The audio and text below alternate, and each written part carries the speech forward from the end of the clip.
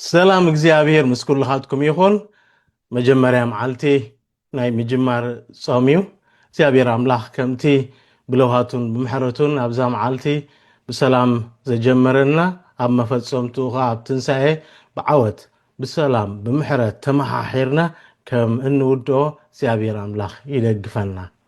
ጾም ብዛዕባ ምስቁርቋር ኣይኮነን። ጾም ብዛዕባ ዓሚቕ ፍቕሪ ጾም ንኽንምለስ ናብ እግዚአብሔር አምላኽ ዝሃበና ዕድመ እዩ። ክንገብሮ ዝዘና ነገር ኣይኮነን፣ ናይ ግድነት ነገር ኣይኮነን። እቲ መሰረታዊ ናይ ጾም ጥቕሲ ኣብ ኢዮኤል 2:12-30 ዘሎ እንታይ ይብል? ብጾምን ብብኽያትን ብቁዘማን ብምሉእ ልብኹም ናባይ ተመለሱ፣ ክዳንኩም ዘይኮነስ ልብኹም ቅደዱ ይብል እግዚአብሔር አምላኽ። ገዛእ ርእስኹም ኣመሓይሹ ኣመዓራርዩ ይበለን። ናባይ ተመለሱ እዩ ዝብለና ኣብ ቃል እግዚአብሔር። ሓጢአት ብቐዳምነት ሞራላዊ ውጥቀት ኣይኮነን፣ ርክብ ምብታኽ እዩ። ኣዳም መጀመርያ ካብ እግዚአብሔር ይተሓቢኡ ኣብ ዘፍጥረት 3:8 ንዘሎ ጾም ነዚ ተሓቢእና ንዘለና ዝፍውስ እዩ። ኣብ ቅዱስ መጽሓፋዊ ቋንቋ ምምላስ ማለት ኣንፈትካ ምልዋጥ ማለት እዩ። ኣንፈትካ ናብ እግዚአብሔር ገጽካ ምልዋጥ ማለት እዩ። ናብ ቤት ምምላስ ማለት እዩ። ጾም ሃይማኖታዊ ነገራት ምግባር ኣይኮነን። ቀጥታ ሕመረቱ ኣንፈት ምልዋጥ ማለት እዩ። ወንጌል ሉቃስ ምዕራፍ 15 ካብቲ በታን ወዲ እንምሃሮ ንስሓ ብኸመይ ከም ዝግበር ኣይተለማመደን ፈጺሙ። ተቐዳመይቲ ዝገበራ እንታይ እዩ? ናብ ገዛእ ርእሱ ተመሊሱ፣ ካብ ገዛእ ርእሱ ስለዝወረደ ስለዝወፀ ሓጢአት ቅድሚ እግዚአብሔር አምላኽ ምጥፋእና መጀመርያ ካብ ገዛእ ርእስና ኮይና ንጠፍእ።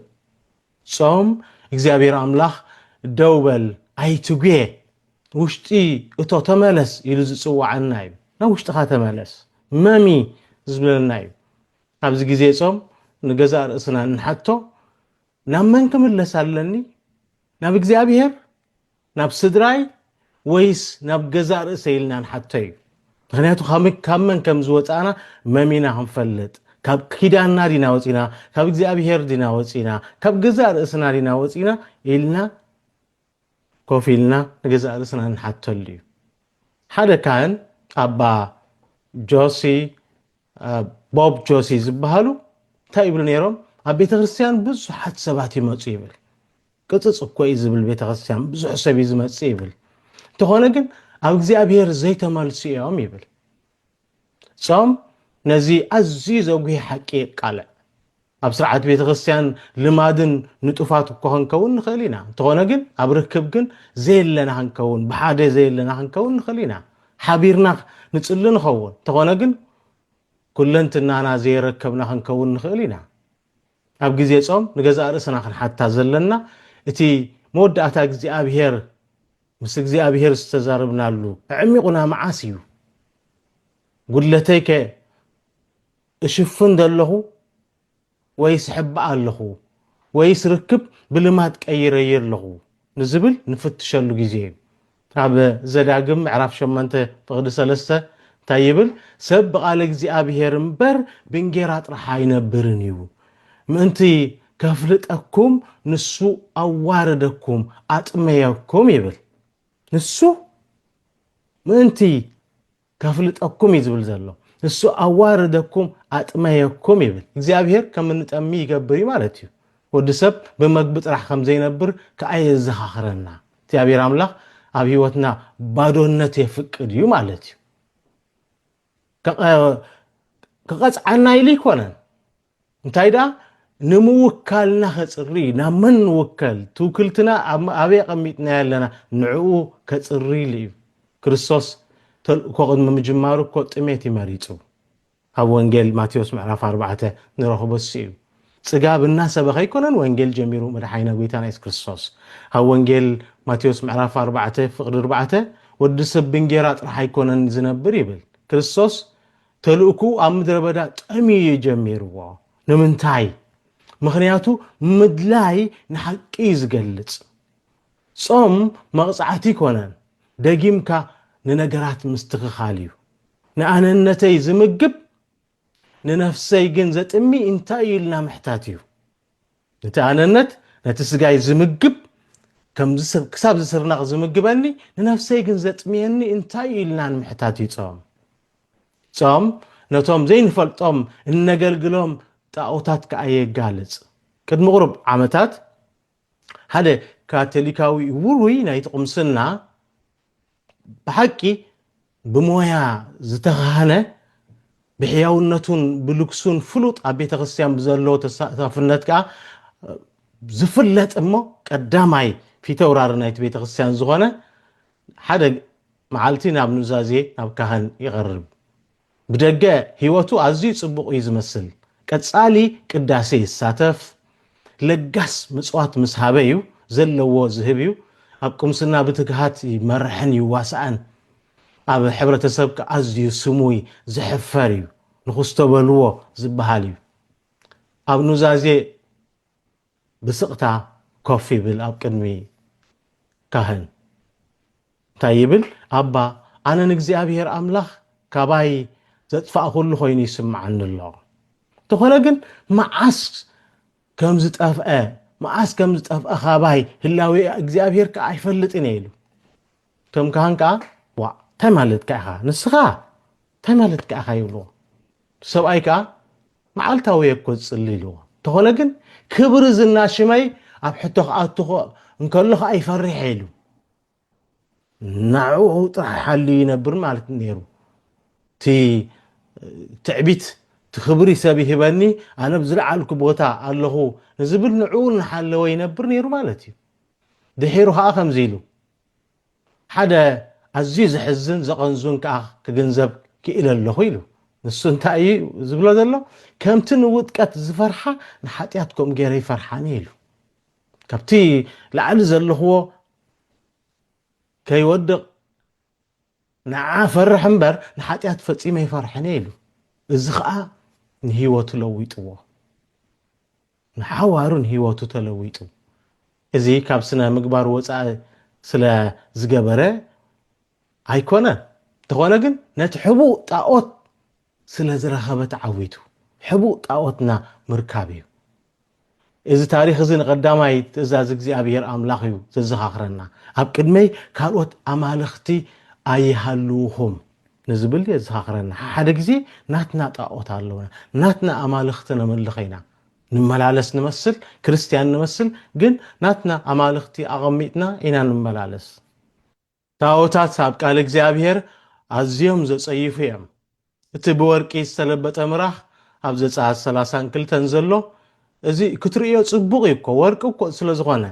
ንኹሉ ከዓ ዝተቆጻጸረ እዩ ግን ጣዖታት ክፉእ ነገራት ኣይኮኑን ተኾነ ግን ጽቡቕ ነገራት ኣብ ቦታ እግዚአብሔር ዝተቐመጡ እዮም ክርስቶስ ነዚ ኣብ ምድረ በዳ ኣጋሊጽዎ እዩ መግቢ እንጀራ ኣንጻር ጣዕሚ ንግስነት ኣንጻር ምቁጽጻር ሰይጣን ክፍትን ከሎ ፈጺሙ ንእግዚአብሔር ክሓድዋ ኣይብልን እዩ ተሓሰሙ ንእግዚአብሔር ኣይብልን እዩ ንእግዚአብሔር ተጠቐሙሉ እዩ ዝብል ነቲ ቦትኡ ሓዝዎ እዩ ዝብል ኣብ ምድረ በዳ ሰይጣን ንክርስቶስ ሕማቕ ገበራ ይበሎን እኮ ነቲ ምውካል ነቲ ትውክልቲ ነቲ ካብኡ ንጽበዮ ብምቁጽጻር ይልውጦ ኣምልኾ ብስልጣን ይልውጦ ተኣዝዞ ብምርኢት ይልውጦ እዚ ብመሰረቱ ክፉእ ነገር ኣይኮነን ካብ ኣምላኽ ምስተላቐቕካ ግን ጣዖት ይኸውን ጣዖታት ኣብ ህይወትና ብኸምዚ ይጠብቁ ብኸምዚ ይሰርሑ ናይ እስራኤላውያን እቲ ዝዓበየ ሓጢኣት እኮ ስነ ምግባር ምግዳል ኣይኮነን ታይዳ ኣምልኾ ጣዖት እዩ ነይሩ እቲ ዝዓበየ ናቶም ጉድለት ክርእይዎ ዝኽእሉን ክጭብጥዎን ክውንንዎ ዝኽእሉን ከመሓድርዎ ዝደልዩን ኣምላኽ ደለዩ ማለት እኮ እዩ ንሕና እውን ከምኡ ኢና ትዕግስቲ ካብ ህይወትና ምስ ጠፍአ ኣብ ህይወትና ቀልጢፉ ዝዓቢ ኣምልኾ ጣዖት እዩ ኣብዚ ግዜ እዚ እቲ ዝዓበየ ጣዖት ምስሊ ይኮነን ገዛእ ርእስና እዩ ትዕቢት ገዛእ ርእስና ነፍሲ ወከፍና ናይ ገዛእ ርእስና ማልኽቲ ኣለውና ገዛእ ርእስኻ ምምላኽ እዩ ብዝዓለም ነጊሱ ዘሎ ጾም ነቲ ብሓቂ ብርኪ ዓፂፍና እነምልኾ ይምህረና መን እዩ ናብ መን ነምልኽ ኣለና እንታይ ነምልኽ ኣለና ዝሕብረና እዩ بعوض تقونا تفنا جبيتنا ينوت كقدسنا يخاب صوم توم أزيم حدقن يحتازخون طاقوتات توم أب قدميهم كيف لتنا خيستو عنا فقم النبل اللهم يوم معالتابي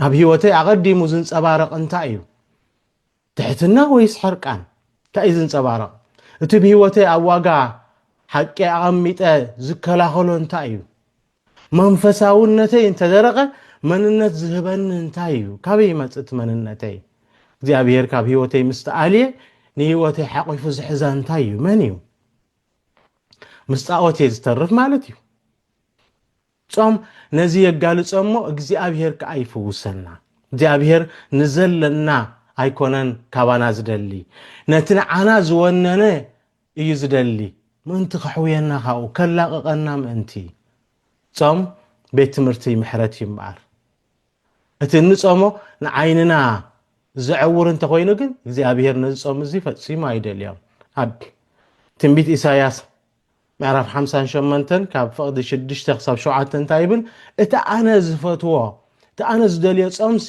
ንመእሰር እከይ ምፍታሕ ነርዑት ባርነት ምዝላቅ ንጥቋዓት ሓራም ውፃእ አርዑት ባርነት ምስባር እንጌራሁም ንጥሙይ ምምቃል ነቶም ዝተሰዱ ድኻታት ኣብ ቤትኩም ምቕባል ክርስቶስ ነዚ أتقلل أبيلو أنت أيبل تأنس دليو صم محرة بر مسواتي كونن كايب لنا فريساويان فت صم كايب صم يرم حليهم كمان تأزاز تقولن نتي كله أبي سياس 50 شمنتن الناس صمكم سبعي تعمصو سبعي ترقصو تأنس دليو صم إزيو يبلوم دلله يسوس كأنز أب وانجيل ماتيوس معرف إسران كلتن يدقمو نتو مرحت هايمانوت ينقف سرعات يحلو انت قونا هزبهم قسنتن زيف قرية يبلا تحكي اتبسم قدسنا نجزي أبيهرم بتشكانه بتريز توتر انت قوينو نجزي أبيهر اي تغنزبونا لو مالتي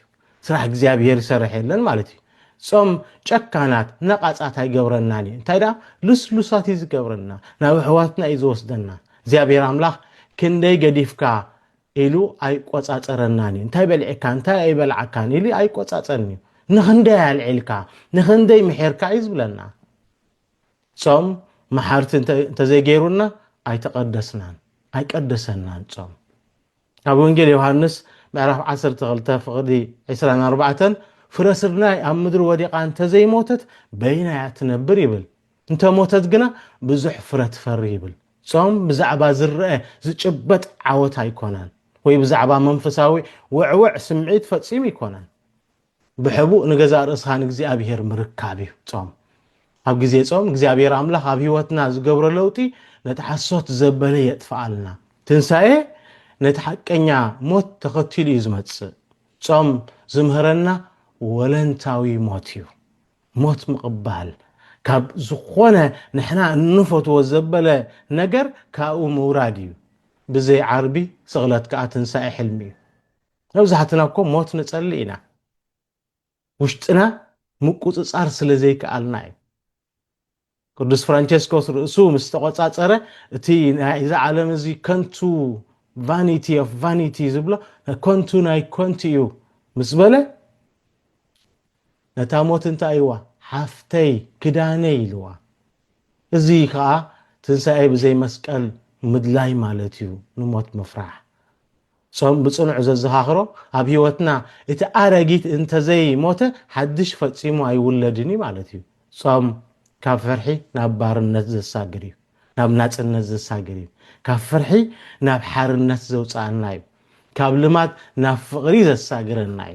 اب مزازم يخبلو زدلي اب عبراويان 3:15 تايبل لومي دمصو انت سامعكم كمتين እግዚአብሔር ምእዛዝ አበኹም ልብኹም ከይተትሩሩ ልብኹም አለስልሱ ጾም ንገዛ ርስኻ ምቅጻዕ አይኮነን ወይ ወቅታዊ መንፈሳዊ ወይ ሃይማኖታዊ ሽልማት አይኮነን ጾም እግዚአብሔር ንልብና እንደገና ካውሽጡ ዝሃንጸሉ እዩ ካውሽጡ ዘጽርየሉ እዩ ስለዚህ ባር እዛ ሎሚ ንሕዛዘለና ልብና ኢና ንርኢ ውሽጥና ኢና ነጽሪ ትንገብሮ ዘበለ ብናይ ደገ መለክዕ ዘይኮነ ንልብና ከምዚ ፀረየ ናብ ሓውና ብፍቕሪ ዘጠምተና ብምሕረት ዘጠምተና ኩነታትና ነመዓራርያ እንተኾነ ጥራሕ ሓቀኛ ጾም ጼምና ንብል እሞ እግዚአብሔር አምላኽ ንውሽጥና ብምሕረቱ ብለውሃቱ ክረትዕ እሞ ፀጋ አምላኽ